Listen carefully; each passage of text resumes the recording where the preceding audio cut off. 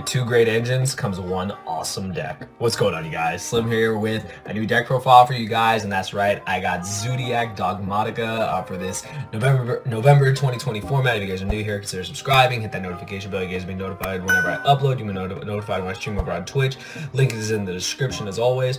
If you guys want to build this deck yourself, want to purchase the cards for it, please use my TCG player link in the description below. A portion of what you spend will go back to the channel. It helps me out and I really do appreciate it. And last but not least, if you want to further support the channel, consider joining my Patreon. 4 different tiers, nothing over $10, a bunch of awesome rewards. With all that out of the way, you guys, ZOODIAC Dogmatika is a deck that I really thought was going to take off, and so far it really hasn't. Pure Zoo is kind of just overshadowed it, and I don't think enough players have given Zoo Dogmatika a chance. We did see some variants of Zoo Dogmatika, but they were incorporating the Eldritch cards. We didn't see a strategy basically focusing just on Zoo and the Dogmatika cards together. And I can tell you guys, after testing out this list, the way the two engines mesh together is actually crazy. You would think that they would kind of conflict, but they really don't.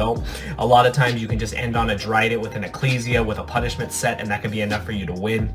It's pretty crazy like how much control this deck has, but I'm going to show you guys what I got for this particular build. I really like it. Like, I've been testing this out and it's just been so strong. Like, the deck feels so strong. Like, not only am I playing the Zoo engine, but I have the Dogmatika engine. I have a bunch of hand traps. Like, the deck is very strong and I really do like it, and hopefully you guys do too. As always, smash that thumbs up button. It helps out the algorithm a lot. Comment anything down below. All that stuff helps it out. But let's get into it, you guys. So for the Zoo package, nothing's changed here. It's all the regular Zoo monsters you expect to see. So of course the one wrap here, the 3 copies of Whiptail, the 3 copies of Thoroughblade, 3 copies of Ram, along with the godly card Barrage, and of course the 3 Tanky. So like I always do, I'm doing everything by engine. This stuff really just doesn't change. Triple Tanky, obviously, to search your Zoo cards. Barrage, this card is just great. You know, if we had more copies of it, I think this deck, or just Zoo in general, would be nuts. I don't think this card's going to come to more than 1, but you know, we got it, so we got to play it. And then all the usual suspects. The 3 Ram, I like having Ram. It helps you also protect your monsters from traps and stuff. That's really strong, so I like that a lot. Thoroughblade is awesome. Like, honestly, if you open Thoroughblade with Ram, I mean, if your opponent's not playing Ogre or anything like that, being able to discard the Ram into the grave, draw a card, and then still combo is crazy.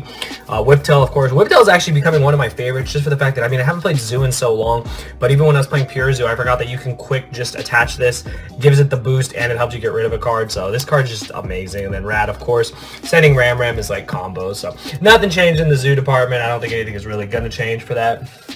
On to one of my favorite engines to ever be released, the Dogmatika card. So the Dogmatika cards is pretty simple. It's 3 Ecclesia and 2 Fleur-de-Lis, along with the 3 copies of Nadir's Servant, and I've got the 2 copies of Punishment. So very standard. Don't play Maximus. It's actually very hard to kind of play Maximus in here. Not only that, I didn't feel it was necessary. I know that card is amazing. Like, I'm not gonna lie, I think Maximus is like one of the best Dogmatika cards. Like, not even close. But for this particular build, I wanted to keep it pretty streamlined. I felt that, you know, of course, Ecclesia at 3 is a staple. Fleur-de-Lis at 2 has kind of been a staple. I've never played 3. I rarely would play 1. I think that this is just a very standard package. Of course, like, the main thing you want to see is Nadir's Servant. Nadir's Servant is absolutely insane. Not only that, we're not playing the Shaddoll cards in this deck. We just don't have the room. So for that reason, I decided to keep the engine very minimal and just keep it straight to the point. However, I wanted the 2nd Punishment, so I don't know how all the lists are that are floating around YouTube, if they're playing 1 Punishment or 2. I can completely understand why you guys want to cut this to 1.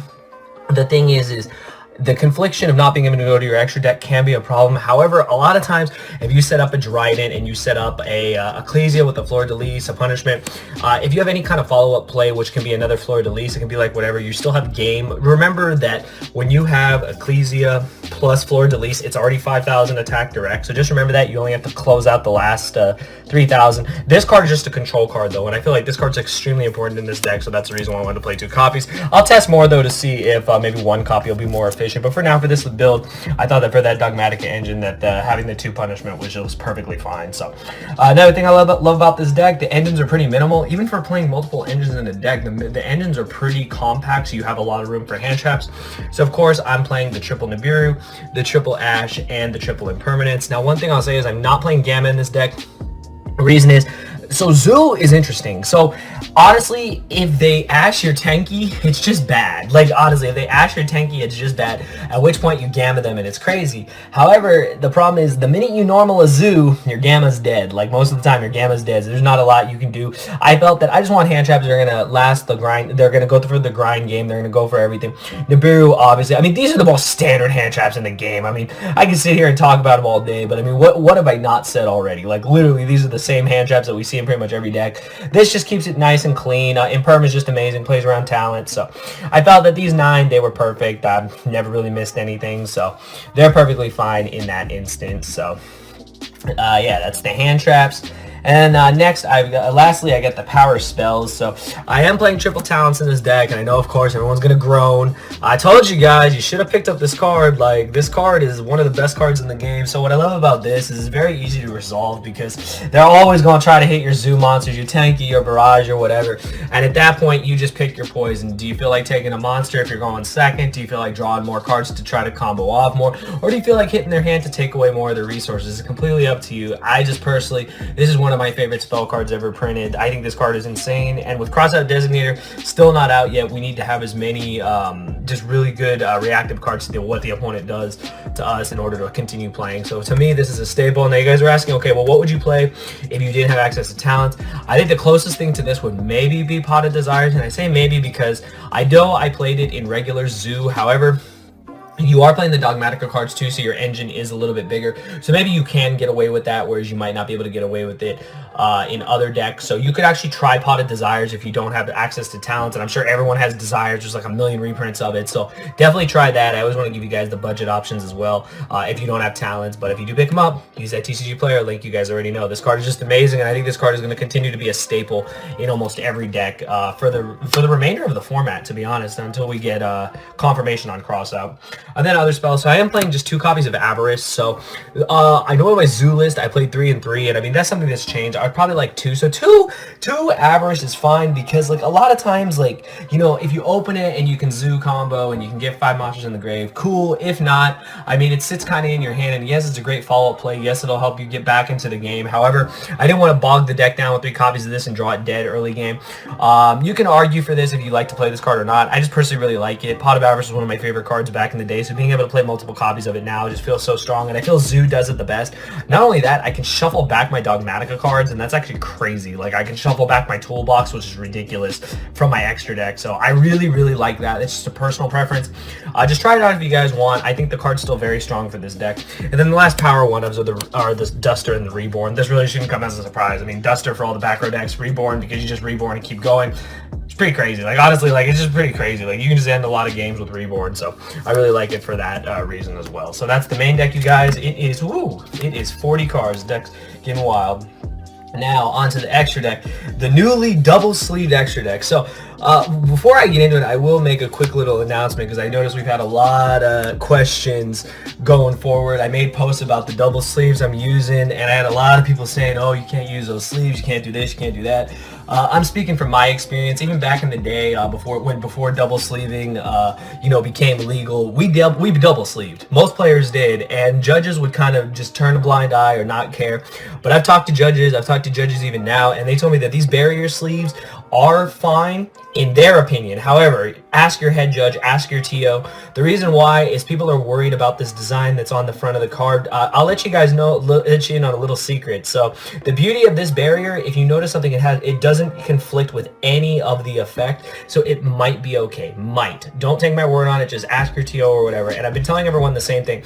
If you're worried about the barrier in the front, you can simply flip it to the back, and then you can literally have this clear part that's on my sleeve. Have this clear part on your monster, and then have your barrier on this, and you'll be fine. So just wanted to make that announcement because I know a lot of people have been asking that question over on my posts and stuff, and I just wanted to clarify it for everyone. But extra deck that gets to finally be double sleeved, so you guys get to see it. That's all that matters. The 2 copies of Borbo, of course, because you know it's the easiest way to make Zeus. 2 copies of Chakanine, 2 copies of Tiger Mortar, the Dryden, and the Hammer Kong. This is literally the most standard lineup ever.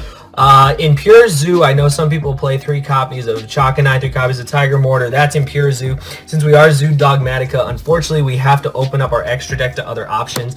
I think I would make changes to my extra deck for Pure Zoo going forward, playing more Zoo cards. But I think this Zoo lineup is perfectly fine for this particular deck, since it is Zoo Dogmatica, not just Pure Zoo. Of course, this broken ass card that you only play one. You're only really gonna ever make one, to be honest. Like, you make this going second, like, I mean, you pretty much just win the game right there. And then I still play the Vespinato. I think this card's still really good. I think just that damage is really important. So you can even do that and then that. So you have options. I just like to have all the options in my extra deck. And then the last card that is broken still is still the Megaclops. A lot of times you don't want to make this going first, but you can, and a lot of times you might just win because of it, because very few decks can out this card. So card is very strong. And then last but not least, the standard Dogmatica package, the 2 copies of Entis, the 1 Ash Dragon, and Omega. Honestly, not much to say. It's standard Dogmatica stuff. I don't think I would change anything.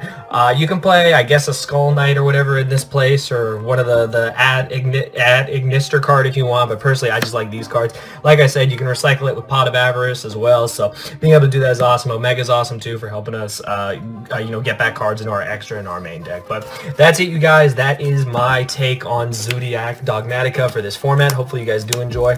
Smash that like button if you did enjoy. The side deck, of course, will be over on Patreon, so consider joining that if you want to further support the channel and get access to more exclusive content. But I'll tell you guys right now, so what I really like about this deck, like I've said, is its ability, to play all these hand traps, its ability to play all these engines in one. Like, I get to play some of my favorite cards, which are the Dogmatica cards, some of my favorite cards from the past, which are the ZOODIAC cards. And not only that, is then you can fill the spots with hand traps, you can fill the spots with very powerful spells, and you get to do a lot of awesome things because of that. And I personally really like that. I think that's what makes a really strong deck, and it's a very fun deck to play. Definitely don't sleep on it. I know it's not getting a lot of attention, a lot of traction as a deck for this format, but trust me when I say give the deck a shot, and you'll see why I enjoy it so much. But that's all I gotta say today, you guys. Hopefully you guys enjoy. Smash that like button if you enjoyed, and I'll see you guys in the next video. Thank you for watching.